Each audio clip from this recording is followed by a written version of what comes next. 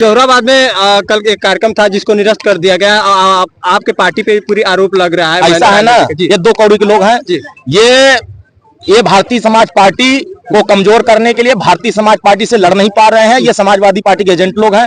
Samajwadi party के लिए काम करना है, उनको पैसा मिल रहा है, वो काम कर रहे हैं और आ करके फर्जी बातें कर रहे हैं। तो अरुण राजभर जी आज ये कार्यक्रम को लेकर क्या बताना चाहिए? आज भारतीय समाज पार्टी गाजीपुर युवा मोर्चा इकाई की तरफ से विधानसभा स्तरीय युवा सम्मेलन का कार्यक्रम किया गया था, जिसमें युवाओं को भारतीय समाज पार्टी के साथ जोड़ने की मुहिम चलाई जा रही है। जन जागरूकता अभियान चलाया जा रहा है। हर समाज के युवाओं को भारतीय समाज पार्टी के साथ जोड़ करके आगामी जो त्रिस्तरीय पंचायत चुनाव होंगे और विधानसभा के चुनाव होंगे, उन चुनावों में इनकी भूमिका तय करने के लिए, क्योंकि ये भारत युवाओं का देश बनाना है, क्योंकि 60% युवा भारत में निवास करते हैं, तो उन सभी युवाओं को राजनीतिक भागीदारी सामाजिक रूप से आगे उठाने के लिए लगातार प्रयास किया जा रहा है।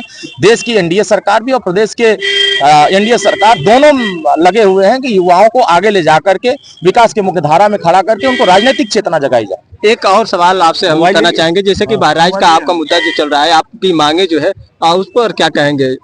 क्या मुद्दा? बहराइच का जो आपने कहा है। देखो, विदेशी आक्रांताओं का महिमा मंडन भारत में नहीं होगा।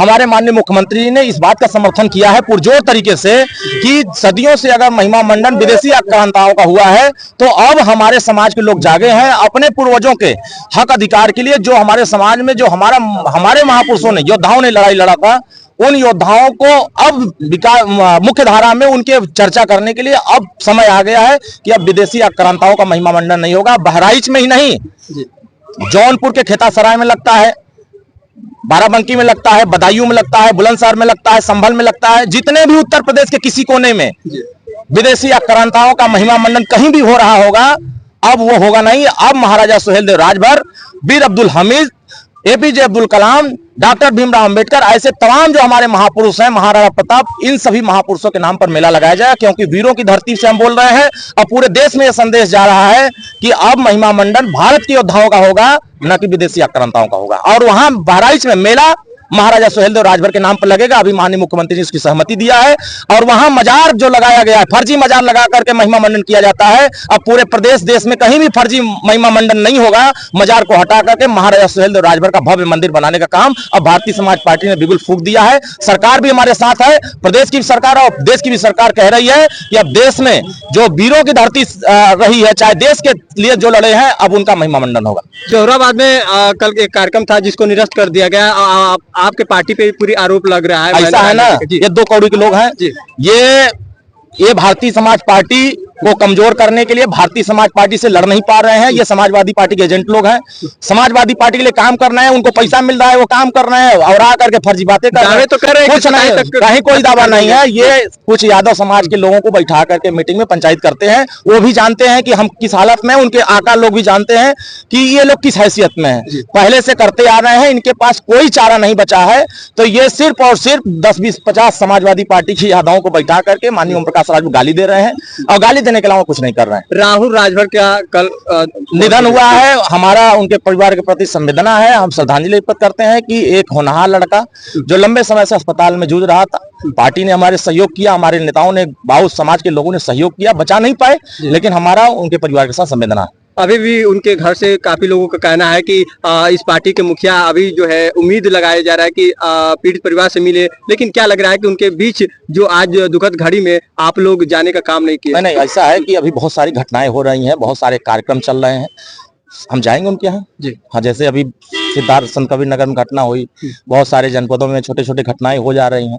अब हर जगह जाने में समय लगता है, आने में समय लगता है, तब तक बीच में दूसरी घटनाएं हो जाती है, तो वहां भी जाने का प्रयास करते हैं। हर जगह हम तो कहते हैं श्री अखिलेश यादव जी को कह देना चले जाएं, संत कबीर नगर चले जाएं, जिनके लिए ये लोग इनके डफली बजा रहे हैं 2 कौड़ी के लोग।